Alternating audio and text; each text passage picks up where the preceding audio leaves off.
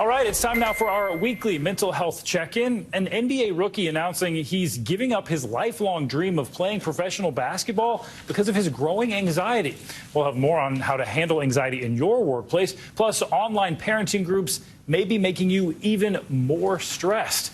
Let's bring in Dr. Erica Richards for a closer look at these headlines. She's the chair of psychiatry at Sibley Memorial Hospital and an assistant professor of psychiatry at Johns Hopkins Medicine. Dr. Richards, thanks so much for being here. We wanted to talk about Tyrell Terry specifically. He's describing his anxiety in a statement saying he suffered from intrusive thoughts, nausea, even difficulty breathing. So how common is it to have these strong feelings at our jobs? And what are the signs that maybe it is time to step back if we can? Good morning. Thanks for having me this morning. Wow, what a brave decision in terms of identifying anxiety and really talking about it. I have to give Mr. Tyrell kudos for coming forward and doing this. Now, there's a whole specialized area of mental health, sports psychology, that highlights this in our jobs in general, but especially for athletes.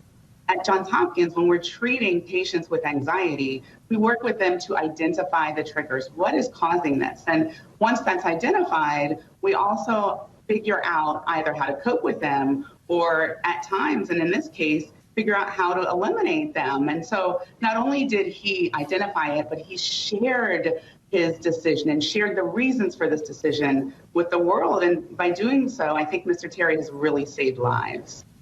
Absolutely. A vulnerable move that could definitely help other people.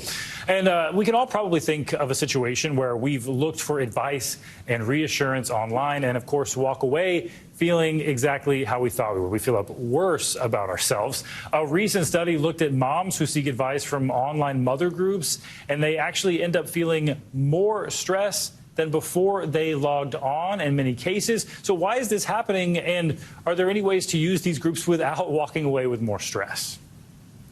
So in theory, these social media groups are a lifeline for some people, especially new moms. Question about nursing, question about baby sleeping habits, questions about hiccups, for example. But recent research out of Pepperdine University has also shown that the longer women spend on social media, in this case, the higher their stress levels, as measured by a hormone called cortisol, which is often called the stress hormone. And we know that too much cortisol can lead to weight gain, it can lead to elevated blood sugars, causing diabetes, or even high blood pressure. So experts recommend to moms, especially in these groups, that they really do three things. Number one, set boundaries. Know how long you're going to spend in these groups. Number two, rely on in-person advice. Talk to friends, talk to trusted advisors, talk to physicians or pediatricians or that sort of thing. And number three, dabble, don't dwell on these sites.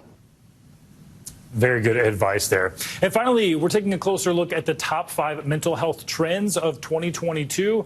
One of those trends stood out to us, entering our villain era. While that might seem a little sinister, it could actually be a pretty good practice. Walk us through what that's all about. All right, so let's talk about this, the villain era. And there's been some speculation that maybe even the name will change, because what we're really talking about is setting boundaries.